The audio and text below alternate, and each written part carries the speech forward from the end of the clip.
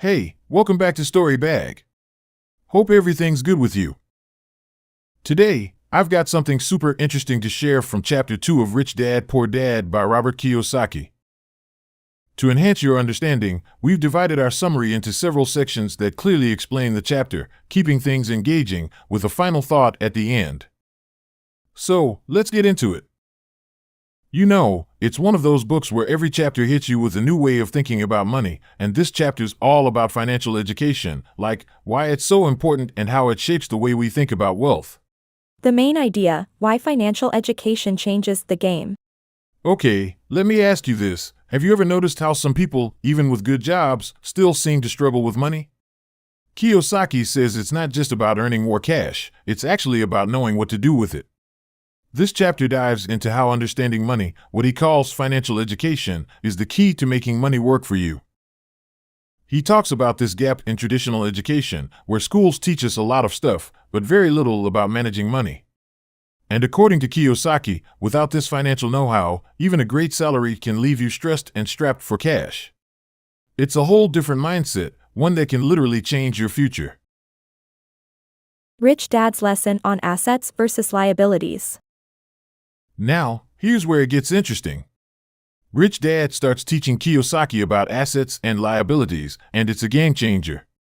Basically, assets put money into your pocket, while liabilities take money out. So, Rich Dad tells him to focus on building assets, things like real estate, stocks, or even valuable skills that generate income. It's funny because Poor Dad, who's his real dad, sees success as having a stable, good-paying job. But Rich Dad, he thinks that true security comes from building assets that keep bringing in money, even if you're not working. It's this idea that freedom isn't just a steady paycheck, it's income that doesn't depend on you being there to earn it. A fun little story, the comic book library. So there's this fun story in the chapter where Rich Dad encourages young Kiyosaki to start a small business, a comic book library, of all things. Kiyosaki would gather up old comics and charge other kids a few cents to read them. It's such a simple idea, right? But it teaches him the magic of cash flow. Instead of just waiting for allowance money, Kiyosaki learns how to make money flow toward him. And that's the point Rich Dad is driving home, cash flow. It's not just about having money, but setting it up so that it keeps moving toward you. That little comic book venture was like his first taste of real income and not just pocket money. Mindsets at war, security versus opportunity.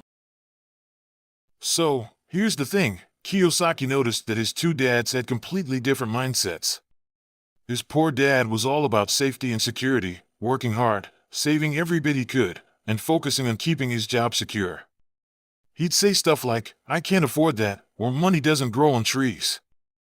But Rich Dad's approach was the opposite. He believed in taking risks, in grabbing opportunities, and in asking the right questions.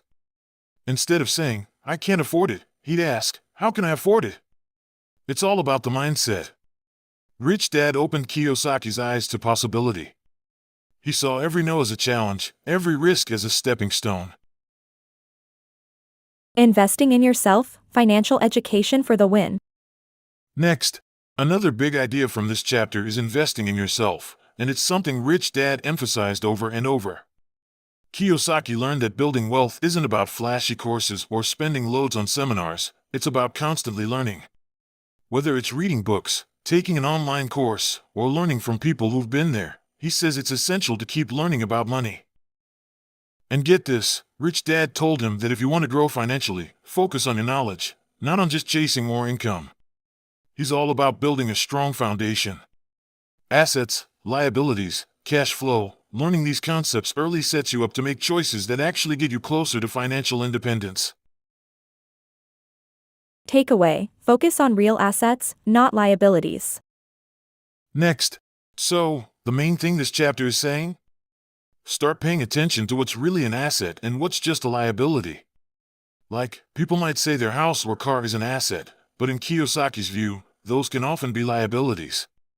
He's saying that unless it's bringing in money, it might actually be draining your resources. It makes you think, right? Instead of piling up things that cost us, we should be looking for things that add value, things that keep generating income. It's this mindset shift that sets you up for financial freedom in the long run. It's not an overnight change, but it's a powerful way to reshape how you look at money. Which path will you choose?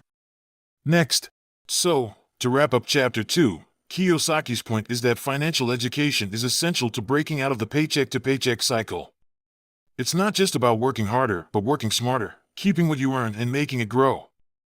By focusing on assets, cash flow, and opportunities instead of just security, we can all make better financial choices. So think about this. Are we just working for money, or are we making money work for us? It's a choice we can all make, and it's totally within reach if we're willing to shift our thinking a bit. Next, thanks for sticking around to hear about Chapter 2. If you found this interesting, go ahead and give this video a thumbs up, share it with friends, and drop a comment below. Let us know if you're ready to start building your assets. And hey, don't forget to subscribe to Storybag so you won't miss out on the next chapter summary. Can't wait to dive into more insights with you. See you soon.